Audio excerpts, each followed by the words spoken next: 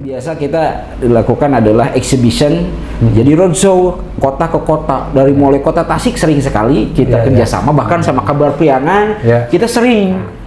Alhamdulillah kita walaupun IO daerah di kota Tasik dipercaya mengelola kegiatan se-Indonesia sosialisasi pencegahan korupsi. Pokoknya 1 jam beres itu semua. Ini pengalaman menarik ya. Jadi khusus untuk IO KPK mah enteng. Gampang sekali. Artinya sebagian bacalek semua itu galau sekarang dan menunggu dari pusat KPU untuk masuk ke dunia politik dan bisa berbagi.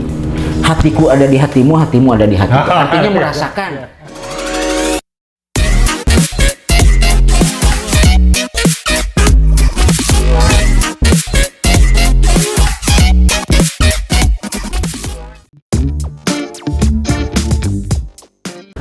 Bismillahirrahmanirrahim. Assalamualaikum warahmatullahi wabarakatuh. Salam sejahtera bagi kita semua. Sampurasun Baraya Kabar Priangan.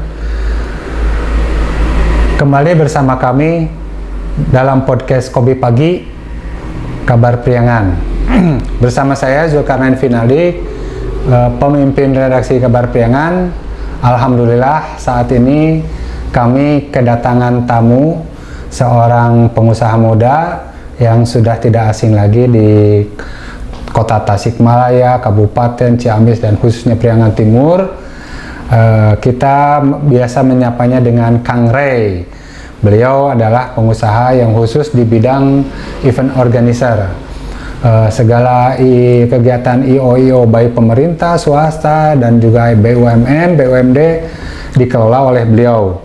Selamat pagi Kang Ray. Siap. Selamat pagi Bapak Sampurasun, Kabar Priangan semuanya dimanapun berada. Alhamdulillah bisa silaturahmi di Kabar Priangan podcast pagi. Kopi pagi Kopi pagi.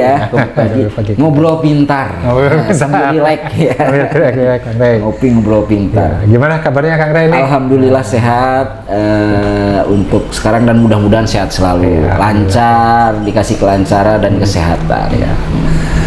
Pak Baraya, Kang Ray ini sekedar informasi, beliau adalah Direktur Utama CV Trend Media Promosindo.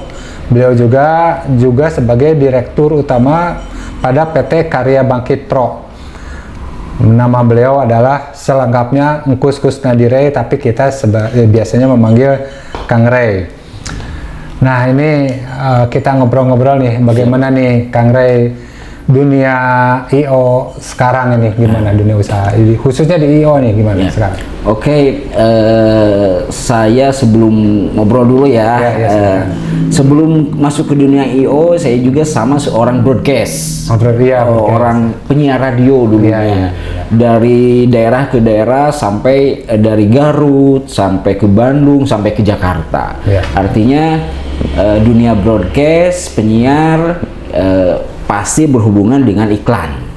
Nah, saya terakhir di Bins Radio Jakarta yang punya almarhum Benyamin S. Saya ke sana ke Jakarta dan sampai ke Tasikmalaya. Artinya ada beberapa radio kerjasama di sana dan ketemulah dengan orang-orang kreatif.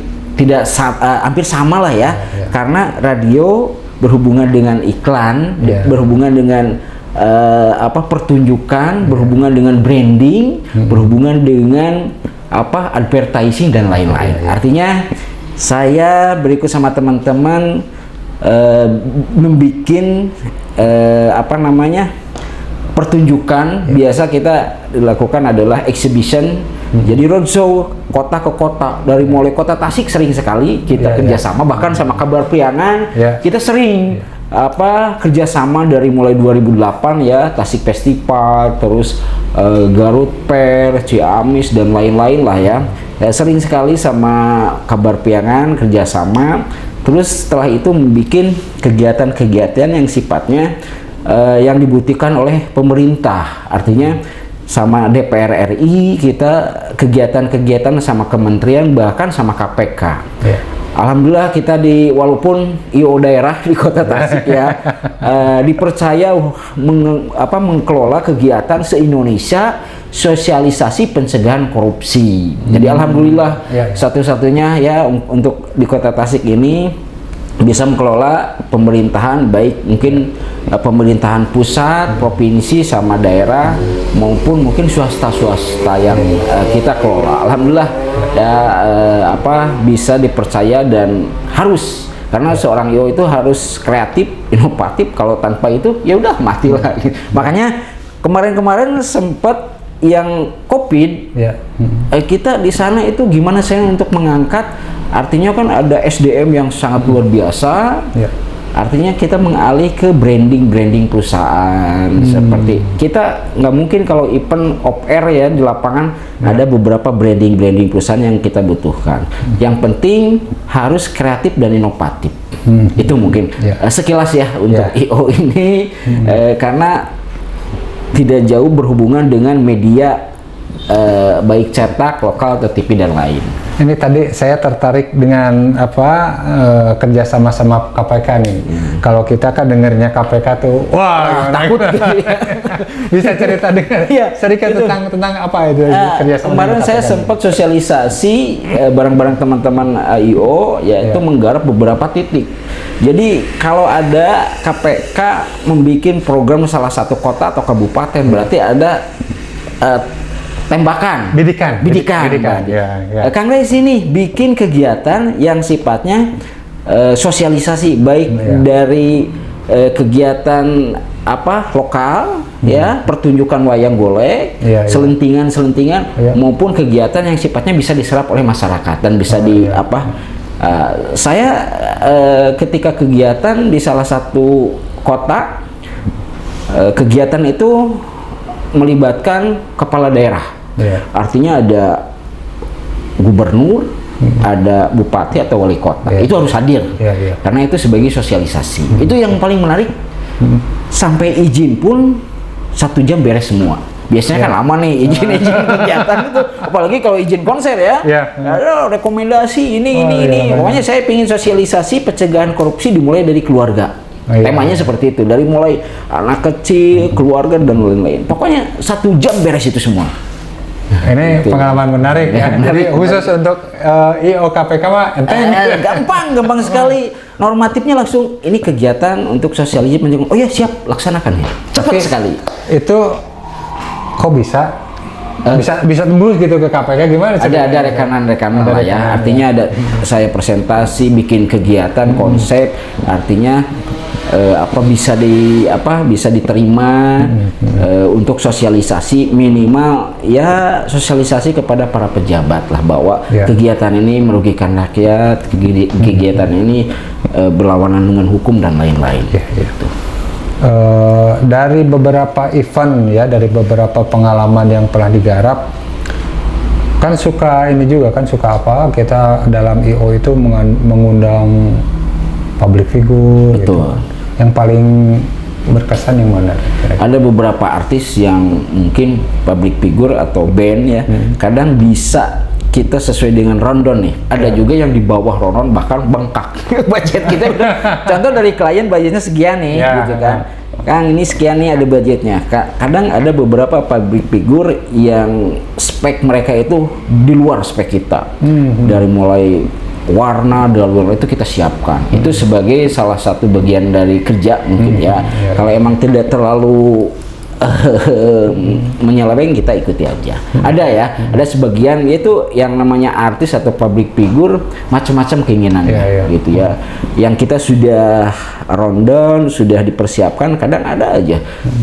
Contoh ini ada salah satu artis yang pingin jus alpukat jam 2 seperti kan, atau cariin mangga ketika sudah naik minimal 5 menit harus ada mangganya gitu kan. Ada seperti itu.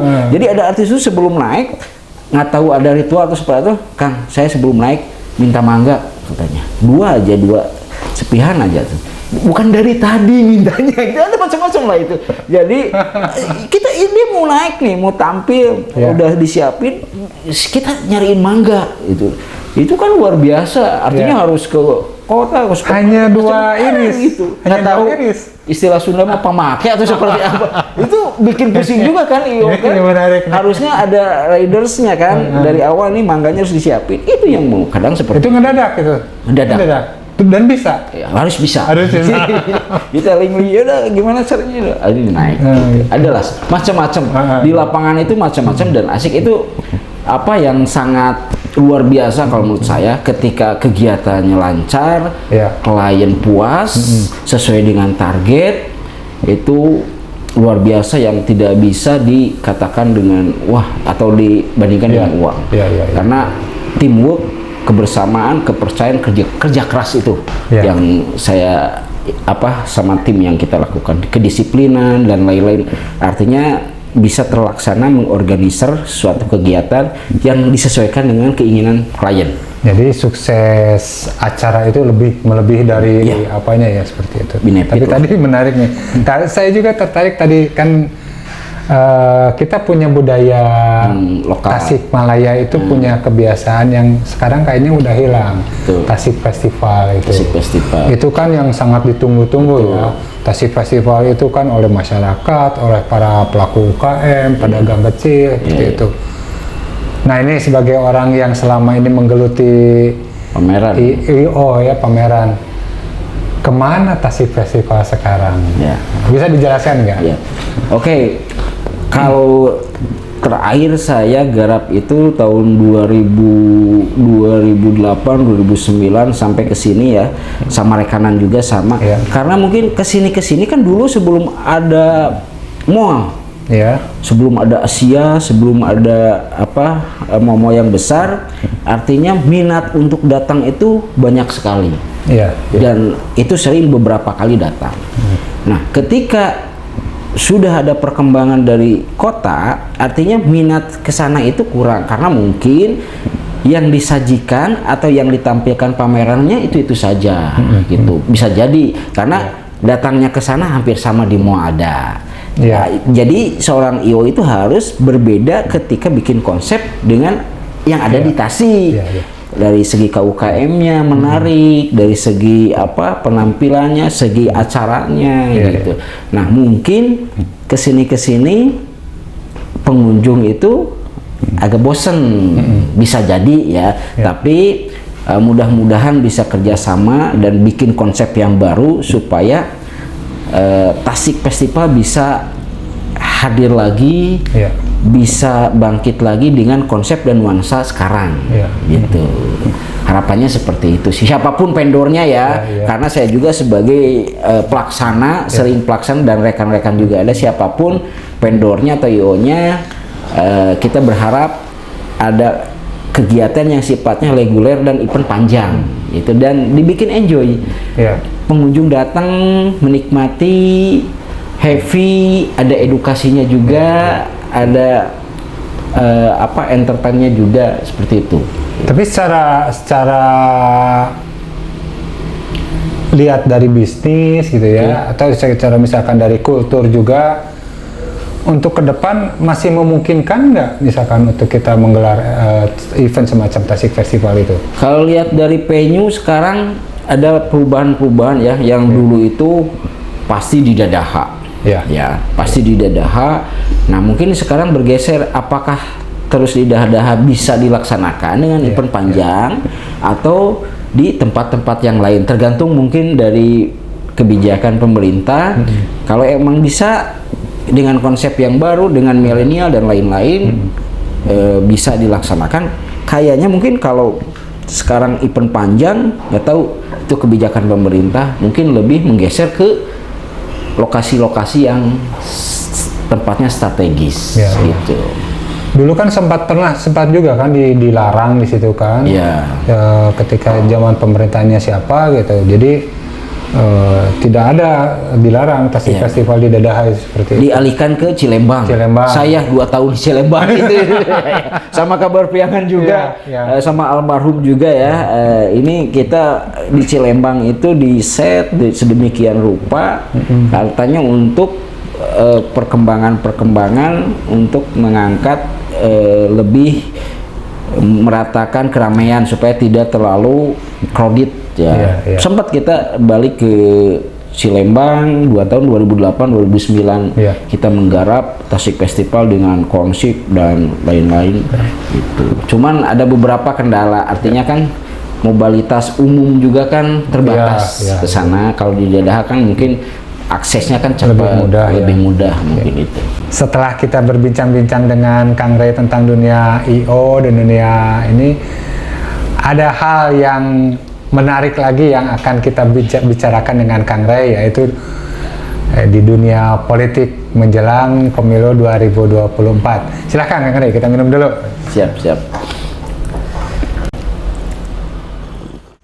Nah, setelah berpuluh tahun ya mungkin ya Kang Rey ya berkecimpung di dunia usaha, dunia I.O. entertainment gitu. Nah, sekarang ada hal yang menarik yang akan dilakukan oleh Kang Rey, yaitu beliau ini ternyata diminta oleh salah satu partai politik untuk ikut menyumbangkan pemikiran, gagasan, dan pengalamannya di dunia pemerintahan. Jadi beliau mulai satu tahun betul ya Kang Rey? Kurang lebih 2 tahun saja. 2 tahun ya, beliau sudah 2 tahun ini terjun di dunia politik,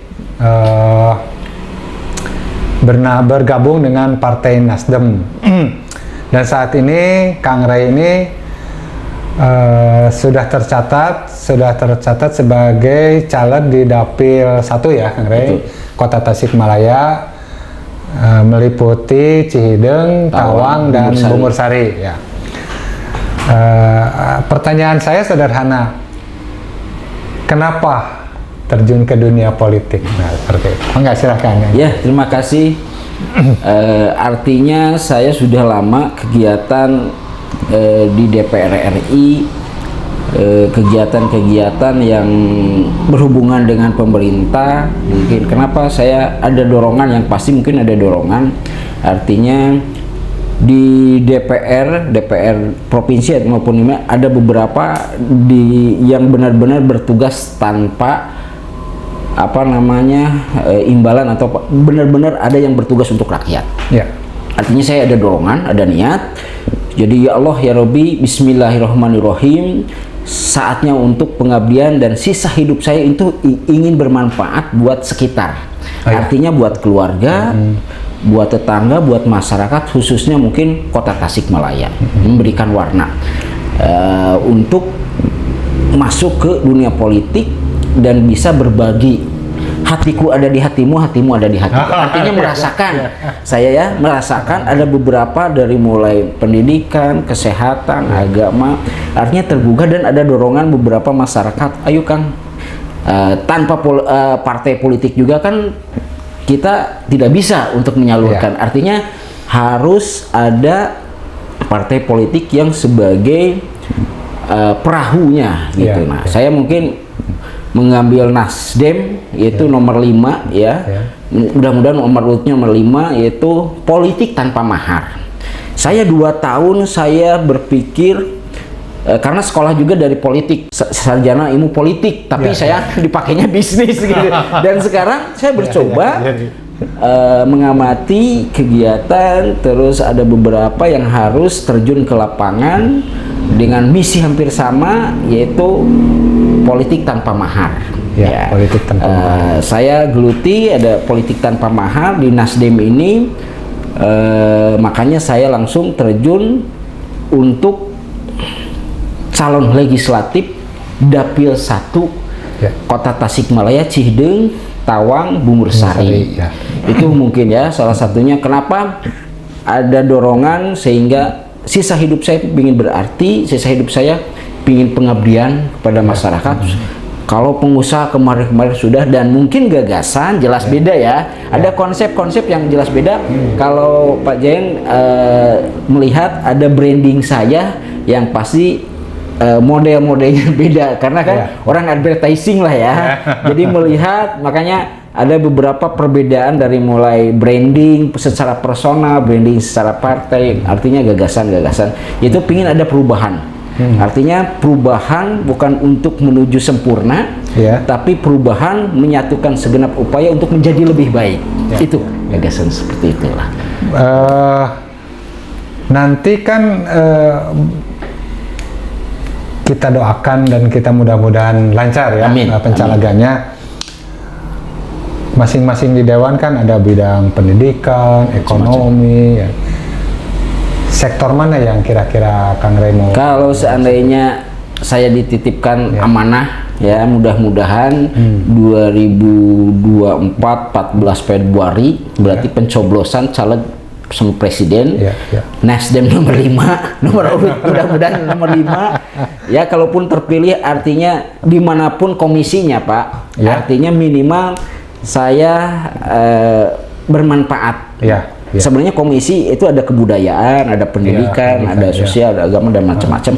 Dimanapun ditempatkan, kalaupun bisa memilih, karena kita sering di entertain kebudayaan, berarti berhubungan dengan budayawan dan lain-lain.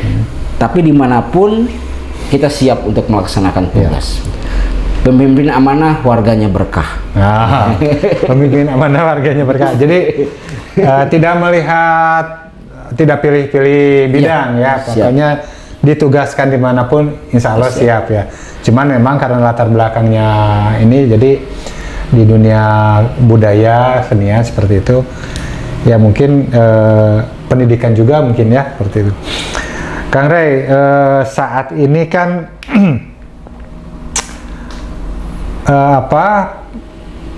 lagi ini nih, lagi isu proporsional terbuka dan tertutup nih.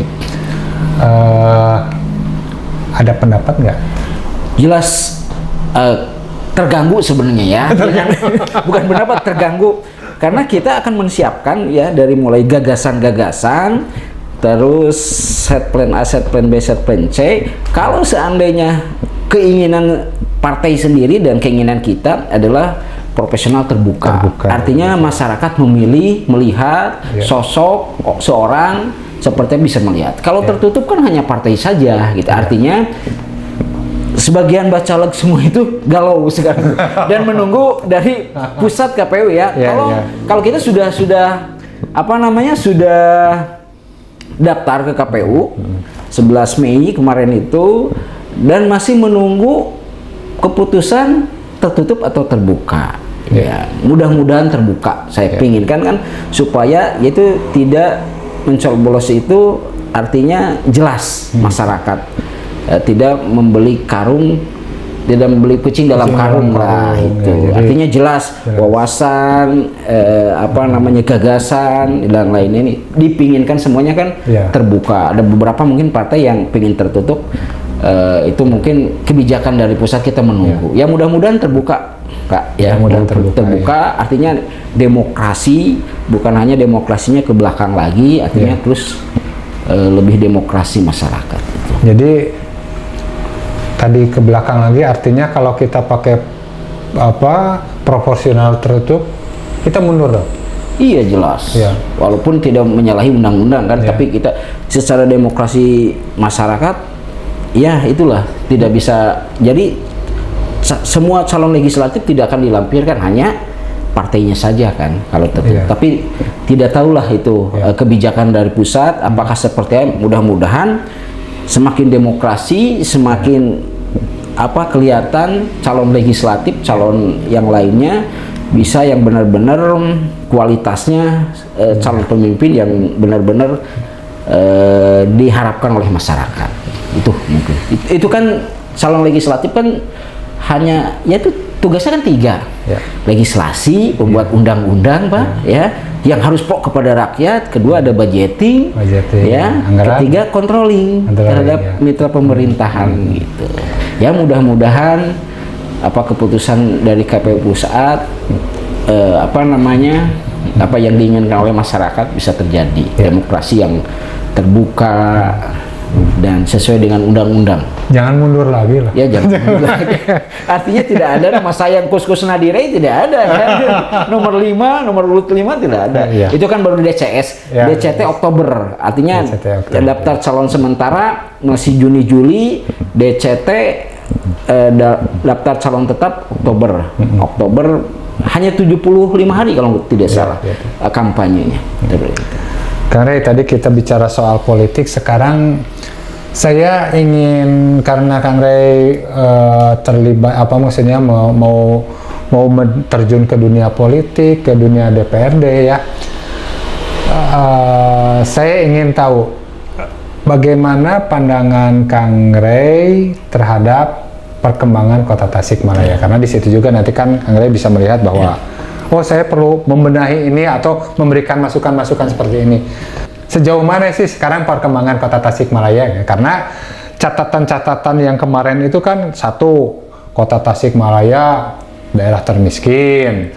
Yang kedua, Kota Tasikmalaya di sisi lain katanya daerah termaju kan di Priangan Timur, tapi daerah termiskin seperti itu, pengangguran tinggi kan, seperti itu. Bagaimana menurut Anda? Ya, artinya ada beberapa masukan baik dari organisasi dan lain-lain. Artinya harus lebih baik lagi. Artinya kita benahi, ya mungkin ada beberapa tugas dan fungsinya. Sebagai dewan, apa nih yang kita harus kejar? Artinya PAD-nya harus dibenahi nih, pendapatannya jangan sampai banyak pengeluaran pendapatannya kecil. Artinya ya itu tidak sesuai, hanya kepada kesehatan saja yang harus dibayar ke rumah sakit, sehingga sosialnya pendidikannya yang lainnya tidak tergarap. Artinya minimal ada perubahan untuk permasalahan yang ada di Kota Tasik. Dari mulai pendapatan yang sangat minim untuk pendapatan daerah, kita kan terus disubsidi sama yang lain nih gitu. Artinya dalam segi pendidikan, dalam segi pendapatan, yaitu ya dengan mudah-mudahannya kita bisa kerjasama di DPRD atau saya sebagai calon atau sebagai anggota, mudah-mudahannya bisa harus mewarnai. Artinya yang kurang bagus ya dibaguskan lah gitu. Itu perubahan ya yang kira-kira kegiatan yang ini sudah tidak efektif dengan kegiatan yang lain. Ada beberapa mungkin yaitu perubahan harus lebih baik dari hari sekarang gitu kan, atau mungkin perubahan bukan untuk menuju sempurna, tapi perubahan menyempurnakan segenap upaya untuk menjadi lebih baik. Saya tertarik tadi dengan dua kata ya, PAD rendah Tasikmalaya kan, gitu kan. Memang faktanya berdasarkan catatan juga memang PAD kita rendah ya.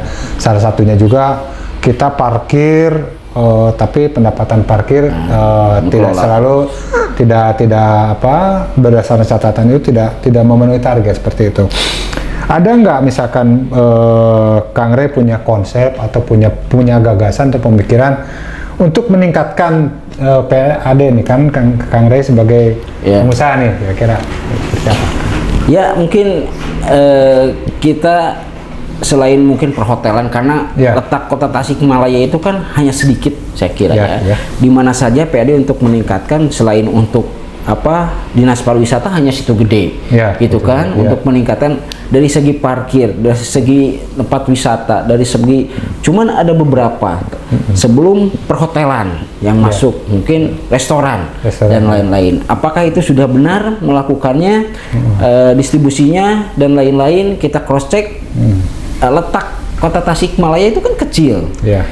Ada investor yang dari luar, contohnya bikin tempat rekreasi yang bisa terjangkau oleh masyarakat dan bisa menghasilkan pendapatan kepada Kota Tasikmalaya. Terus pembangunan yang sifatnya mengurangi pengangguran.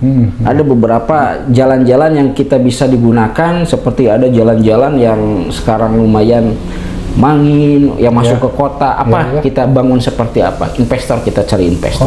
Apakah tempat rekreasi atau hotel atau yang lain, kita bisa. Artinya ya berbagai macam cara untuk meningkatkan pendapatan daerah Kota Tasikmalaya. Hotel, pendapatan dari pajak dan lain-lain. Itu kita sama-sama untuk ini kan urusannya bukan hanya DPRD ini urusannya pemerintahan sendiri, yang kita harus sebagai rekanan pemerintahan harus bersama-sama kita pecahkan.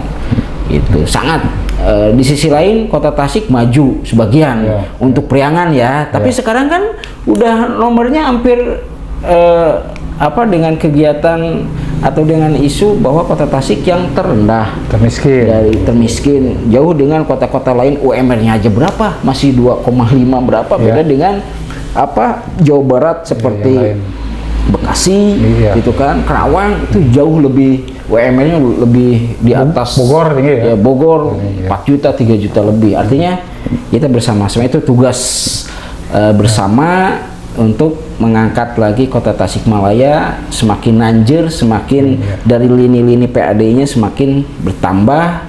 Artinya ya tugas bersama selain pemerintahan ya yang ikut serta untuk pengusaha juga sama gitu kan, yang lain untuk mengangkat kota Tasik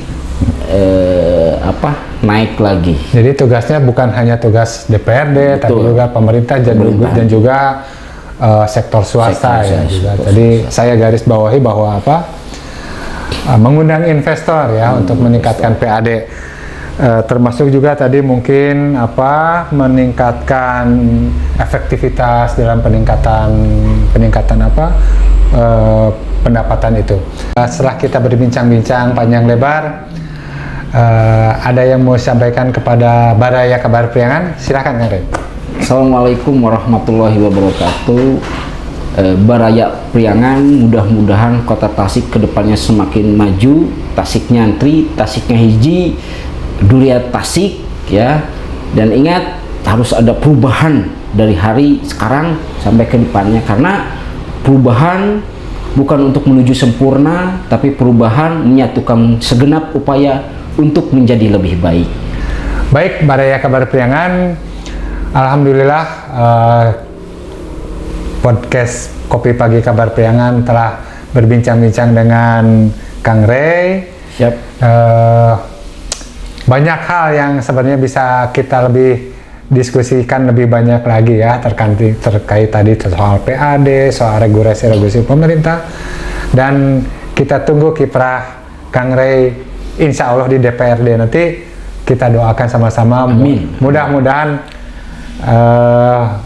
niatnya perjalanannya menuju kursi parlemen berjalan dengan lancar. Amin. Sekian dulu program Kopi Pagi Kabar Priangan. Kita berjumpa dengan saya Zulkarnain Finaldi di lain waktu. Assalamualaikum warahmatullahi wabarakatuh. Waalaikumsalam warahmatullahi wabarakatuh.